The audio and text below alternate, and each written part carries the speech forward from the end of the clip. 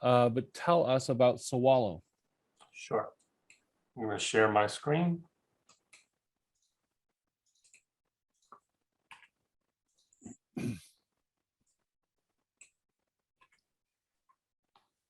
Okay.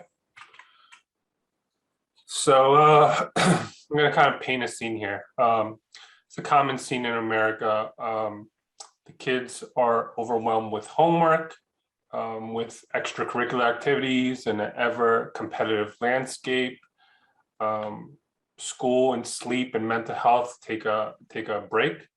So, and then once that happens, study habits are affected, and it's kind of a vicious cycle we get into. So what does a student do once they've exhausted their resources? There's three kind of options that we've kind of identified. One, give up, kind of lower their expectations going forward. Two, kind of muscle their way through it, understanding it maybe ineffectively. And three, getting a tutor. And a tutor, you have to have means, but that's something kind of we want to dig into in Sawalo. What are those means? So we've identified three main obstacles in the reality of tutoring: funding, timing, and access. Funding, for a long time, tutoring has been a luxury of people higher up on the socioeconomic ladder. You can make up for bad schools, which are existing in every district. You can make up for inadequate parents with tutoring. But if you're in a bad school and you don't have the funding, you can't make up the tutoring. Hence the summer slide that happens. And then like kind of the issue with the COVID pandemic and how far behind people on the lower socioeconomic rung are. Timing is another issue. If you're stuck, you want contextual help at the moment. There's resources that are around you from the school, from other tutoring sites, but the pain point is at the time of need. And if you can deliver something at that time of need, we believe there's value. And access. Explaining the idea, if you're just, there's always been long form tutoring, which is, 1 hour, and we're not going to replace that. There might be a place for that, but there's also this new form of tutoring that's kind of high dosage tutoring. Tutoring throughout the week. 1 week you might have another subject that's your priority, so you don't need a tutor in math for that week.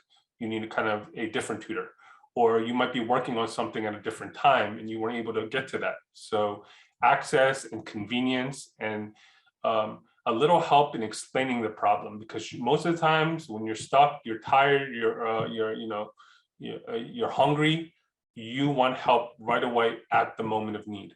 So we're going to kind of walk through a high level of our process. Your typical school assignment, this could be homework, this could be an exam, this could be anything related to school. At that point, everyone comes to a pain point. You've exhausted your resources, you're stuck, you've turned to the internet, you've turned to your parents, your friends, no one's available. Then through our desktop application, you ping a tutor, and then within seconds, through our algorithm, it connects you with a tutor. The tutor can be a peer, it could be someone within your organization, or it could be a third-party tutor provided by us. And at that point, you come to a resolution and you're back to the top of the cycle, where you're back to your homework. And if you come to a point where you're struggling again, then you can hit the assistance. But otherwise, it's just your normal kind of workflow. So here's it quickly. I know we don't have time for, we might not have a time for a demo in the 6 minutes we have. So this is a couple screenshots to kind of walk through the product.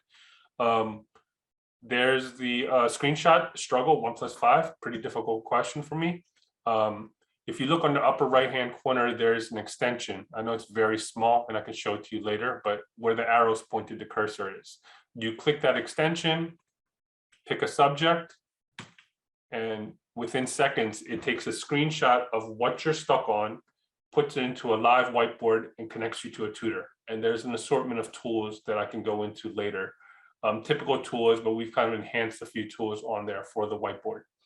And then once you're done the session, you can exit the session via the application or just kind of close the tab. and you're in the session.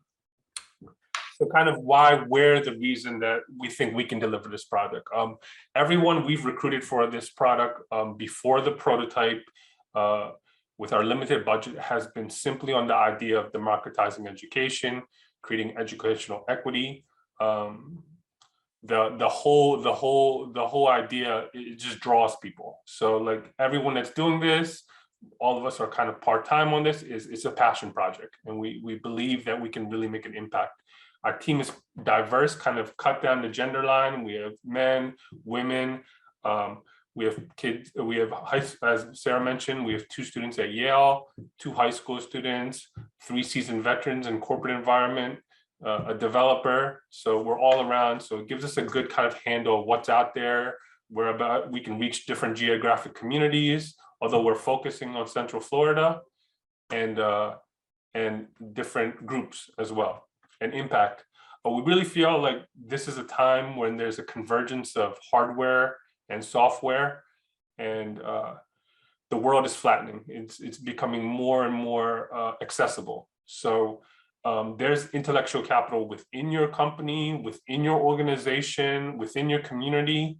It just doesn't seem like there's an accessible, convenient way to connect the two. So we want to focus on the knowledge givers and the knowledge seekers and make it equally enjoyable for both parties.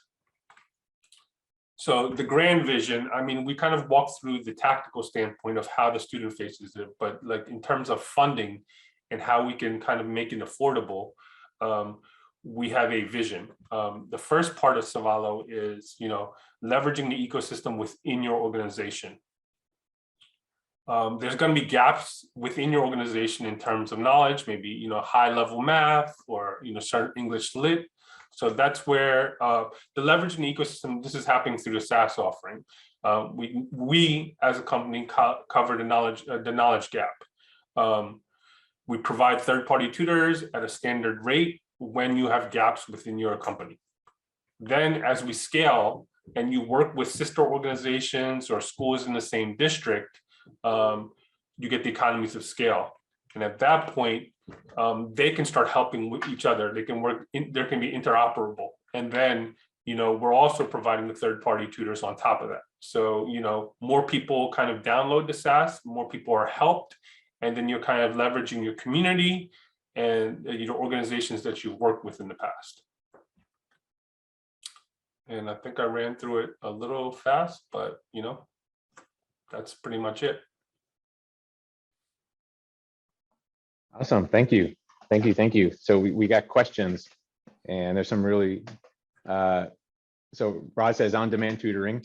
I wrote a few things too. There's no later when it comes to learning, because it seems that that's kind of the message I got when you were first speaking, or something like education can't wait. So when you're ready to learn, it can't wait until tomorrow to talk to a teacher. It can't wait until you can afford a tutor. It can't wait until Google comes up with it. And you said Google, which I really appreciate, because I thought Google may have the answers, but education is actually the process of discovery.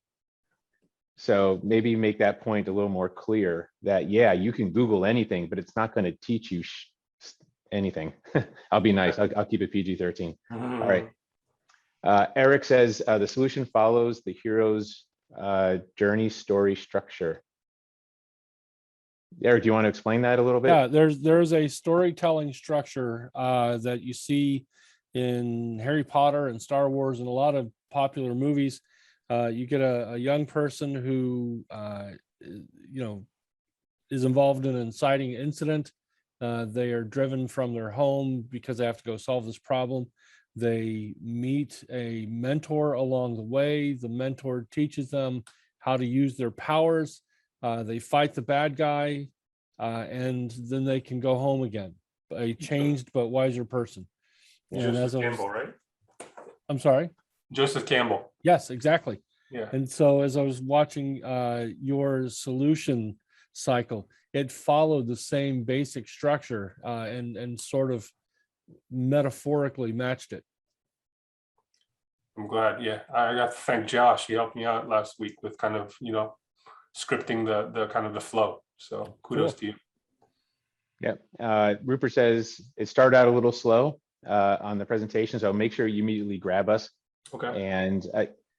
And you were starting to tell the story, but what I would recommend is you tell the story from a first person point of view, or second person, where you're talking really to the audience, or give a little more flavor to the person, to the child that was in the picture. What's his name?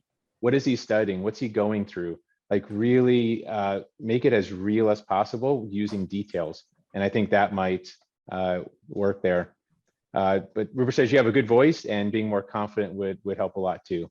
And maybe that's just practicing and just getting used to this kind of flow. Rod says, company or education, what is your market? This is a really good question. Need to be clear on your offerings. So who specifically are you marketing to, or who are you talking to? Okay, yeah, we are working with a few nonprofits, but K through 12 is our ideal market. More up the 5th grade to 12th grade.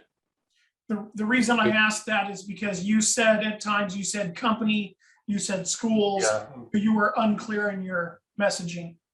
Yeah, you're right. Because like the idea when I thought of it's grant, so I should do a better job. It's, you know, ideally like what we're working with is nonprofits and school, after school organizations and private schools at this point. So it's purely education, you know. And one other thing, following up with Eric's point, you got to make sure that you are not the hero. Okay. Okay. Your clients are the heroes. So you're making them, you're the guide, you're the mentor. Okay. That's the only purpose of your company. People don't care about you. Right. They really don't. They don't care who you are, what you are, or anything. They care about their problems and their needs. And so you help them reach their goals. You help them reach their promised land. So as you write this, make sure that you understand that you are not the hero of the story. Make sure that your clients are the heroes. Okay, that's great advice. Thank you. And you said market is K through 12.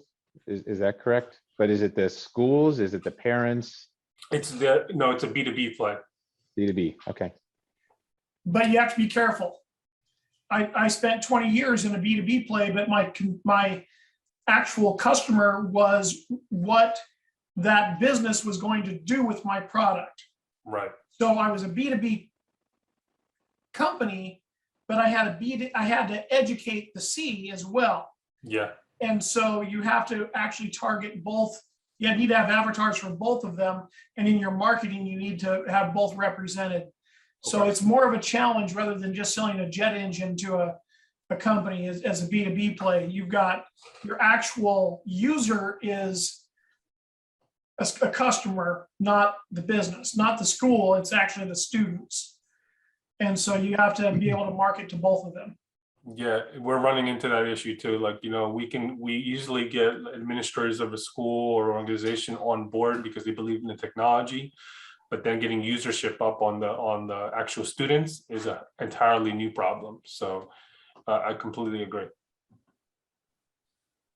Yeah, Rod is right. And I would think that the play to the C would be a little bit easier because you're talking to, let's say, to maybe single parents, or you're talking to people that don't have time to tutor their kids and they don't have the expertise. You know, the kid's working on some sort of advanced math and the parent doesn't know how to help them. You think they would be if you message it right, they should be very interested in making sure their kid has every means necessary to improve their education. So sorry, I didn't cut you off. Yeah. We're working with the Boys and Girls Club at Cocoa Beach, and they're actually using as a recruiting tool, Sawalo as a recruiting tool to bring students into the club. So something to what you're saying is because the parents don't have the skill set. Very good. Awesome. So Rupert's got one of my favorite questions, and he wants to know, tell us why you're doing this. Why is this so important to you, and why are you the right person to bring this to the market? Yeah, that's a great question. I've always had the vision, and my team's always had the vision that, you know, I've been stuck in multiple occasions through work life, through education, where the right help at the right time could have made the difference on that assignment, that grade, that project. And, you know, I came across a few companies like Fiverr, and like, I understand that help is readily available, you know, within my group, within my organization. And I just feel like we're at this point where, that help should be available at a touch. And I think, my background, my passion, my team's passion for education, entrepreneurship, and kind of making an impact and leaving a lasting effect kind of aligns. So I think, this is a very fractured space, the education space. It's all relationship based, so, there could be a company in California that might be doing something similar, but like to build those relationships, you have to have a little wherewithal and kind of have the long-term vision. So I think my team and I, are equipped with that. Absolutely. And make sure you share that too. That's a very important part of a presentation as well, is to bring that in. And Sean has a question. How do you make money? So let's talk business model.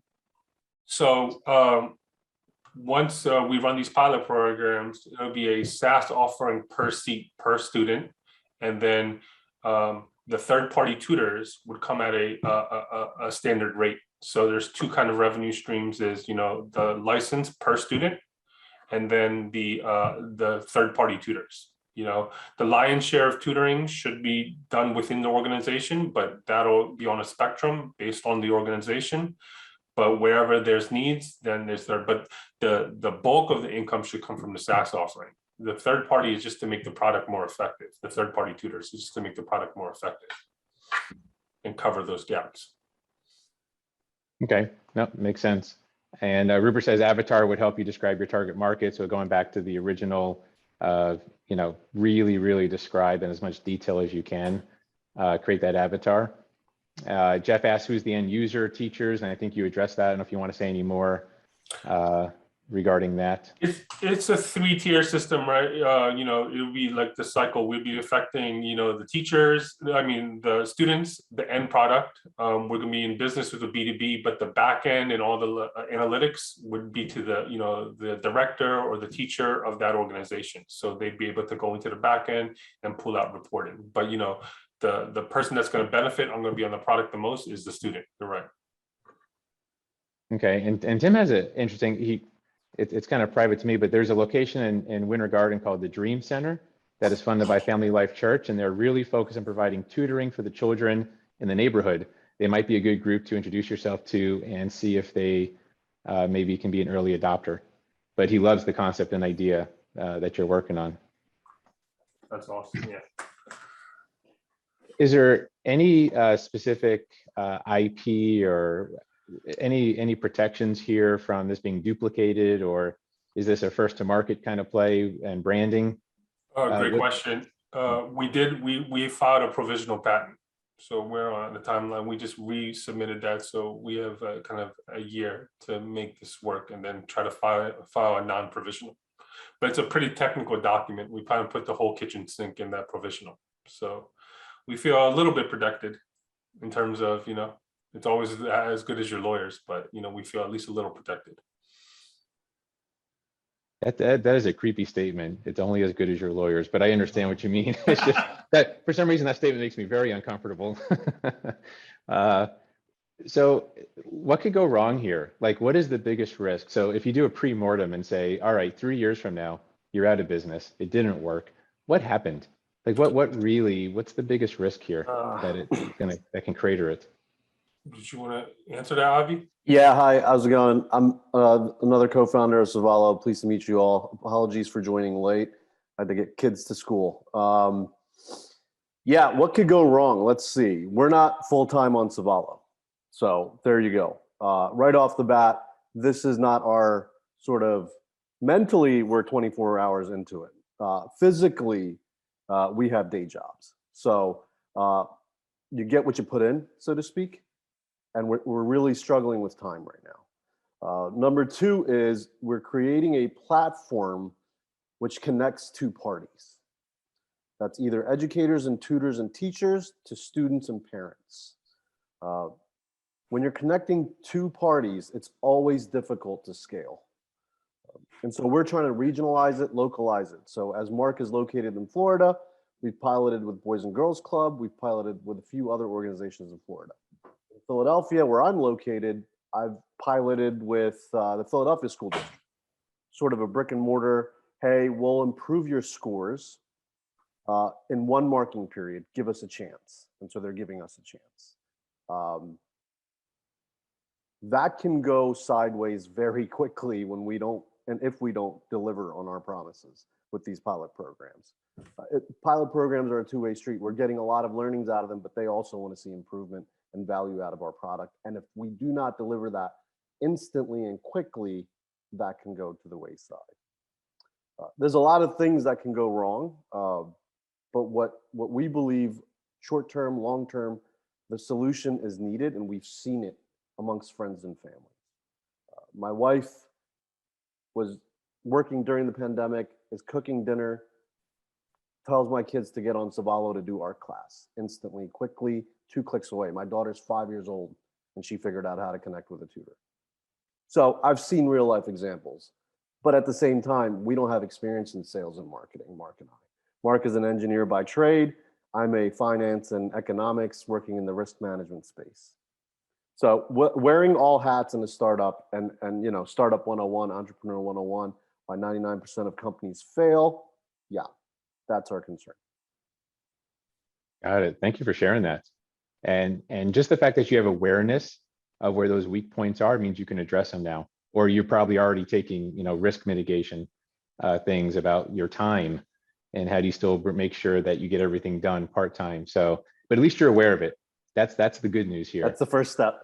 Yes, first step is awareness. You can't do anything if you're not aware of it. So no, that's exactly. And I always like joining these type of calls where, you know, you guys are some seasoned veterans on here. We're just starting out in the game.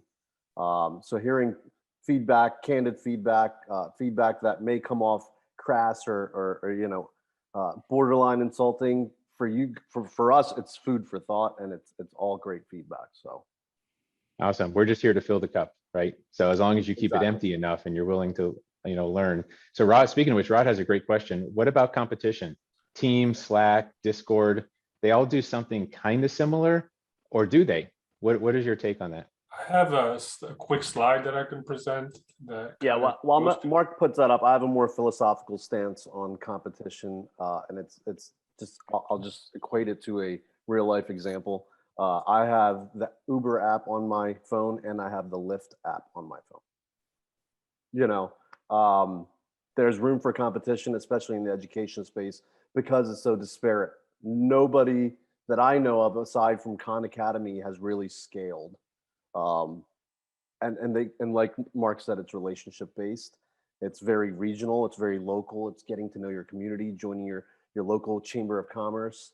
And education is still mom and pop, in my opinion. And if we can scale it, I think we'd be successful. Okay, Sarah has her hand up. Go ahead, Sarah. Yeah, sorry. I just wanted to add in really quick while sort of talking about the slide, just to briefly explain my background. I actually had for a year and a half, I was the co-founder and executive director of an educational nonprofit in the tutoring space. And we tried a lot of different types of technology to try to figure out what would be the best way to scale what we were doing. We had over 3,000 students in 14 different countries, around 500 tutors throughout the course of our project. And we were just organizing this through spreadsheets in Zoom. And there was no real way for us to ensure an instantaneous model or to be able to actually connect the students and tutors through an algorithm in terms of language preference, subject preference, in terms of their background on the topic, learning styles for neurodivergent students, a lot of the things that we're able to do with this platform. Now, there are different competitors out there, but the thing is, a lot of them have long wait times, inept tutors without specialization in the fields. There can be language barriers. I've experienced that firsthand while trying the tutoring software that was offered at my own public school for high school, and also rigid teaching styles that are inaccessible for students with different learning disorders and things like that. So as you can see on the slide, there are different options out there that have been used, like with like enhanced whiteboards and things like that.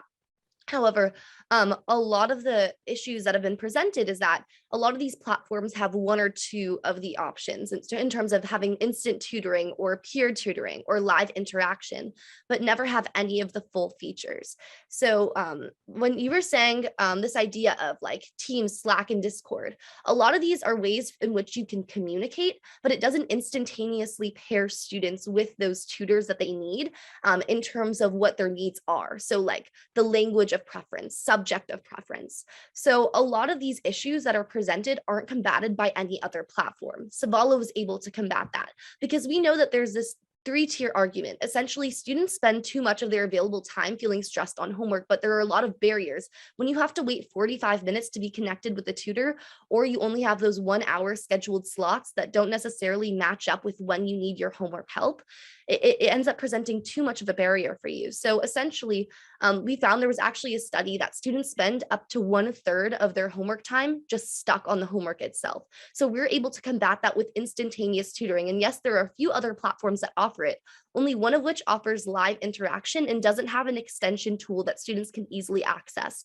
We need to remember who our audience is, and our audience oftentimes are students that don't know how to access platforms such as looking up things on Google. So it had to be a little extension tool that they can use and easily access. And we have manuals, ways in which that they can be trained into that at school. I actually personally crafted a manual that shows the step-by-step process. So there are some competitors out there, but none of which are able to unite all the tools that Sawalo has under one platform, especially within the ecosystem model of bringing different organizations together in their workforces, centralizing that on one platform, making it more universally accessible, and then being able to join those ecosystems as a whole to enhance one another. Wow, fantastic answer. I think it was like a mic drop right there. So Roz says, Sarah's a And gold that's mine why for you she's at guys. Yale. Let me tell you, yes, I 100% agree. Well, that answers that question very well. Thank you. That was excellent. Thank you. Sorry, I rambled on a bit. No, not at all. Your passion's coming through, your energy. That's 99% of presenting anything is that conviction that you just showed. So I hope everyone just took note of that. That's what's needed. So Rupert's question is, how are you validating this idea? So can you maybe just touch on that again, or a little more detail about how you're really validating that this is going to work as you say it will? Yeah, we're working with, like I said, we're working with Generation Hope, the Boys and Girls Club. That pilot program started last week. So Boys and Girls Club have a set of volunteers within the organization, and they have a set of students, over 10,000 students in Central Florida, but we're focusing on Cocoa Beach. And we were able to take their volunteers and their students on site, apply our application, and we're getting usage on a weekly basis. So we've started off with 10 students. We got 5 or 6 pings yesterday, and then we're going to kind of ramp up the hours in the coming weeks. So that's a full ecosystem play with no third-party tutors. Got it. Go ahead. So it's a peer-to-peer tutoring, not just a outsourcing tutoring, correct? Yeah, the main piece of it is kind of taking your organization, the volunteers and nonprofits that you particularly work with, and connecting them seamlessly. And So- then, go ahead. Yeah, so what is your cost per seat? So Orlando, Orange County Schools has 206,000. It's, the 9th largest district in the nation, right? Mhm. What is your cost per seat for either a big district, little district, whatever it is? And how difficult are you finding to get budget for this? Yeah, we haven't identified a price point. It'll be somewhere in the $5 to $10 range per month per student, we're hoping for. And in terms of the budget from the school or the budget internally? No, from the school, because one of the things about education is that it's a very long sales Yeah. cycle. Yeah. Very, very, very, very long sales cycle. And so, and I think at $5 or $10 a head, if you've got, 20, 30,000 kids in a school district, Boys and Girls Clubs is not going to be able to afford that. Right. That's a huge budget for them. If you've got, 100 students maybe doing $500 to $1,000 a month, that's a big bite for them. Why so much? I would look at this as being a $2 to $3 a month play, type of thing. Yeah, Rob, we were kind of wanting to take the data from the pilot program, but we're not opposed to that price point. So the $2 to $3, and then the third layer is where we kind of make a little more money. it is a doable option for us. We've kind of been focused on usage and we haven't put the time into pricing. I just want to make sure, students are using this and the technology is stable. But yeah, I think we have to put more attention and 100% on the sales cycle with schools. I heard it's 2 years and there's RFTs, and that's why we're working with nonprofits, because they can be early adopters. Private high schools, they can be early adopters. Nonprofits don't have money, but they're very accessible. So, it's more of trying to understand usage right now. Charter schools could be a real goldmine for you. Okay. Because charter schools are much more proactive on, my kids went to a charter school back in Utah when I lived out there, and it was much, much more proactive than the standard school district schools. Yeah, the company paper.co is a company out of California. They charge $120 per student per year, but their bulk of their customers, it's a B2B play just like us. The bulk of their customers are private high schools and charter schools because they have that discretionary income and they don't have to go through the red tape. So maybe your price point's correct. I was throwing my, if you're going out for, I'm open to that. It'll be interesting to see where you come out with. Yeah. Yeah, I think the key is to justify it. Whatever the price point is, make sure there's a reason and not just it sounds good. And so, yeah, I agree. So when you and I were talking, Mark, prior to this, you had mentioned it was possible to create communities within your platform where people can keep all their learning within the community, but then there's also this peer-to-peer. So it kind of reminded me of like social media, but for education, like a social education platform. Can you just explain that a little bit better? I think this is an important point. Yeah, at some point right now it's unidirectional. Only the student, you can only identify yourself as a student or a tutor, but kind of in the milestones is making it bi-directional. So a student could help another student or a student could be a tutor. So, they can play both roles because there's plenty of examples where high school students can be tutors and in some lights they can be a student.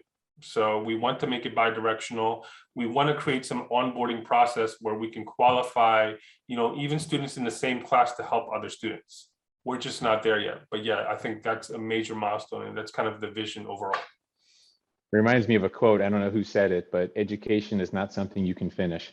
So yes, everyone can be a student, and that's awesome. So I'm going to turn it over to Eric for our final question. All right. Thank you, Mark and Avi and Sarah. Appreciate all of your input and your time. Mark, what else can we as a community do for you? I think the main thing is the feedback that you guys are providing. We're taking good notes. And then if you know any programs or ecosystems or nonprofits in your area that could benefit from something like this, it'll be worthwhile for us to have that conversation. Okay, great. And do you have contact information you can share with us? Sure. And Avi and Sarah, if you also want to drop your information into the chat. That way, if anybody's got any questions, they can get a hold of you. Otherwise, I'm going to share my screen for a quick discussion. Who was your first mentor? Maybe your first school mentor or business mentor, and what did they teach you? What was the one lesson you remember from them? My first mentor was my college philosophy 100 instructor.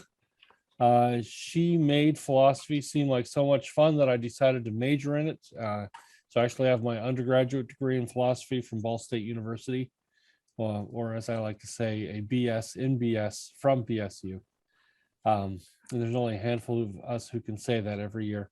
But she taught me to appreciate just the love of learning, which is not something I had in high school. And as a result, made philosophy and the pursuit of knowledge so much more fun and interesting that I ended up taking 2 independent studies with her while I was in school. So she was my first mentor, and that's what she taught me. Anyone else?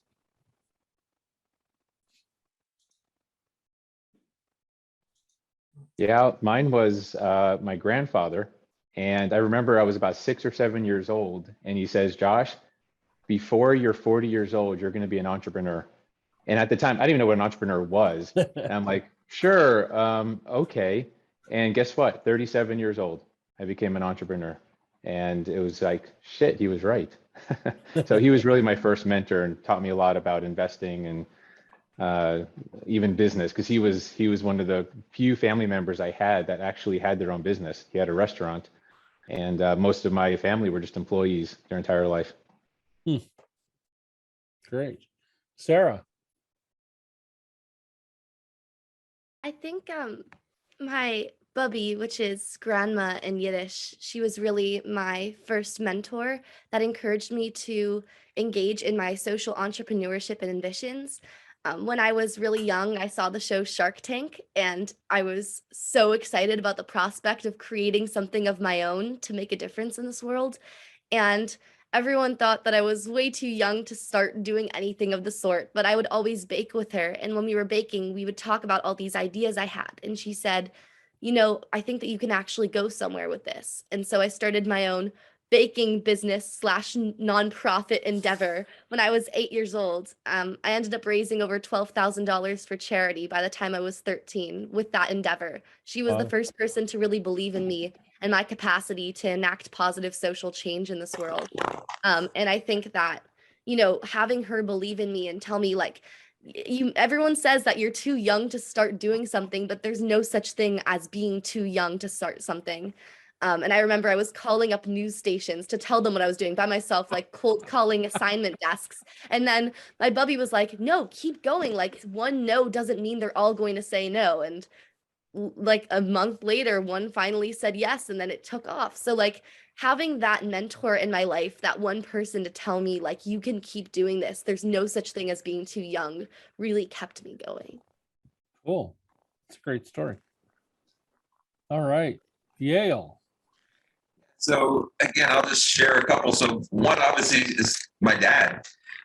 Again, always learning how to pivot, because in this world, again, every generation deals with something.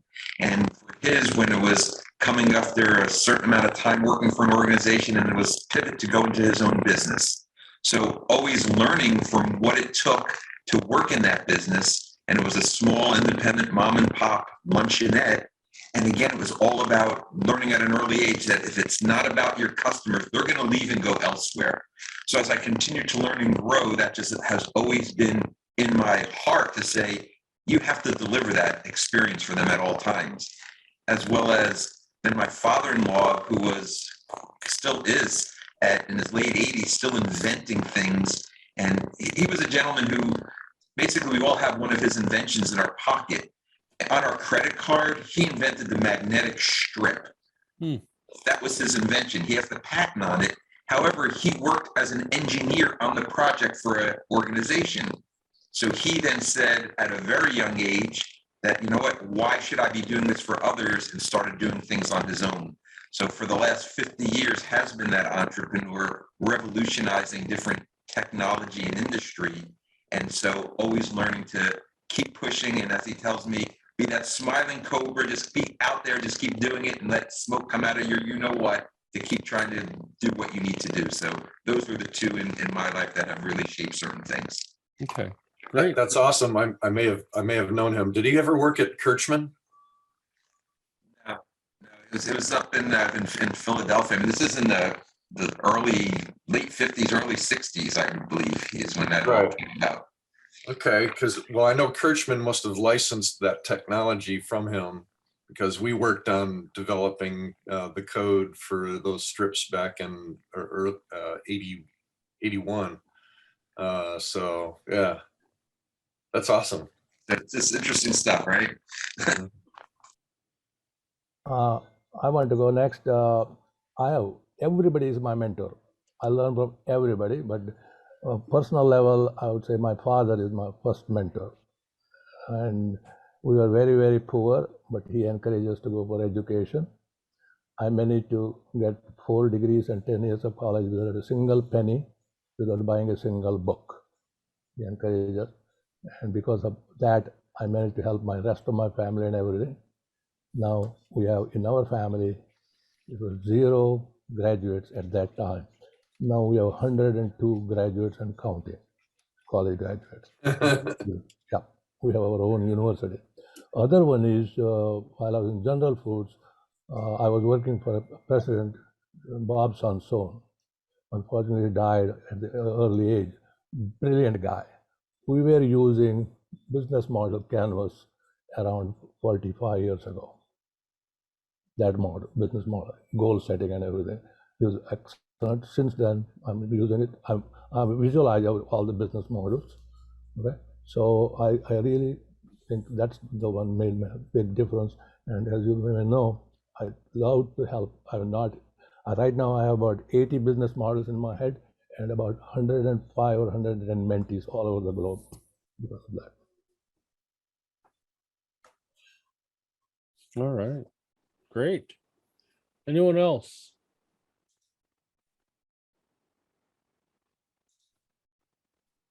Okay, then I will share my screen one last time. Next week, we are still working on finding our speakers. If you know anybody or if you yourself would like to speak, even if you have never done it before, we would love to hear from you. So just go to 1millioncups.com/Orlando and fill out the application. We can get you into the schedule. Also, there will be no meeting the following Wednesday, not next week, but the week after that, the day before Thanksgiving, we will not be meeting. So, plan a vacation or whatever. But we are looking for speakers for next week, so we'd love to have you. But then the week after, we won't be here. So before you go, please download the chat. Connect with somebody that you met on here today or would like to meet, and then join us on our meetup.com page. Just search for 1 Million Cups Orlando on meetup.com. That's where we send out most of our notifications about our meeting, but you can also join the Facebook page as well. And thank you all for coming. We will see you in a week.